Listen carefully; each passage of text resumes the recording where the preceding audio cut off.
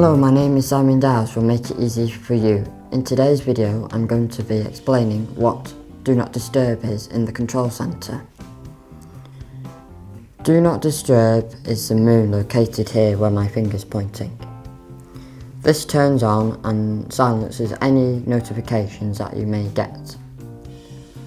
It is a great tool to use when you're in meetings, so it stops emails, phone calls, any notifications or any alerts.